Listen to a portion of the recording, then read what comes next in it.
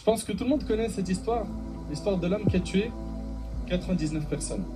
Le hadith, il est rapporté par l'imam Bukhari et Muslim. Hadith Abi Sa'id al-Khudri, radiyallahu ta'ala anhu, le prophète sallallahu alayhi wa sallam, il dit, parmi ceux qui vivaient avant vous, il y avait un homme qui avait tué 99 personnes. Quelqu'un qui a tué 99 personnes. Il demanda quel était le plus grand savant de la terre. On le dirigea vers un moine. C'était pas quelqu'un qui était versé dans les sciences religieuses. Il connaissait pas assez la religion. Et cet homme, donc qui en a tué beaucoup, il va le voir et il lui dit: est-ce qu'il y a une possibilité de me repentir? J'ai tué 99 personnes. Il lui a dit quoi? Il lui a dit non. Qu'est-ce qu'il a fait? Il l'a tué, ça a fait ça.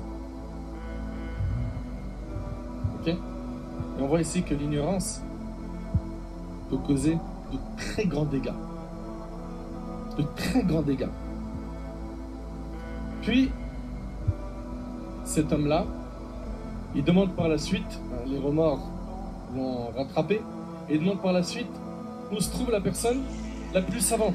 Et là, on lui a désigné quelqu'un qui était réellement un savant. Et quand il est parti le voir, il lui dit: ai-je encore la possibilité de me repentir? Et regardez ce qu'il lui a dit. Il lui a dit oui, et qu'est-ce qui pourrait s'opposer à ton retour à Allah?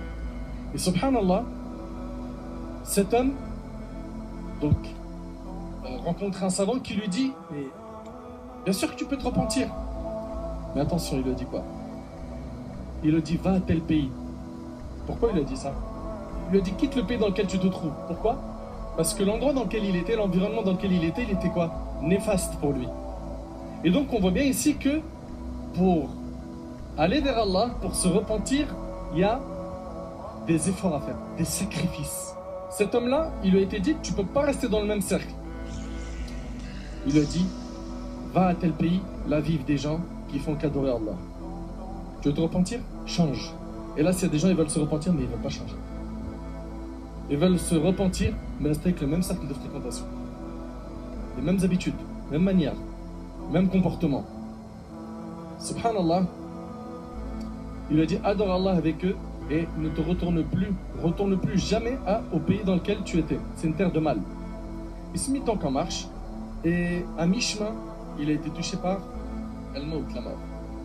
Les anges de la miséricorde se disputèrent à son sujet avec les anges des châtiments.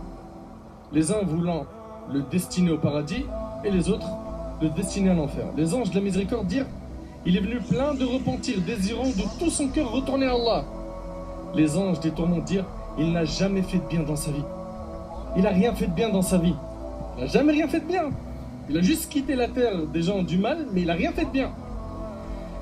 C'est alors qu'un ange vint à eux sous une apparence humaine et ils le prirent comme arbitre.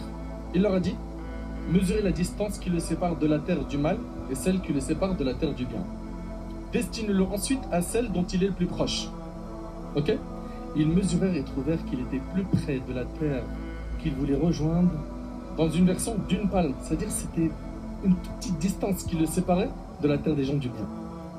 Et c'est là qu'il a été quoi? Accueilli par les anges de la miséricorde. Les anges de la miséricorde lui ont retiré son âme, c'est rapporté par Bukhari et Muslim. Dans une autre version,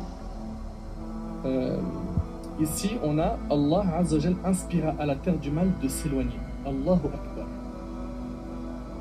Allahu Akbar. Allah a inspiré à la terre du mal de s'éloigner et celle du bien de se rapprocher. Allah Tabaraka wa Ta'ala ici, il a changé la géographie de la terre pour cette personne. C'est vraiment très puissant. Et on y voit quoi ici? L'immensité de la miséricorde d'Allah Tabaraka wa Ta'ala.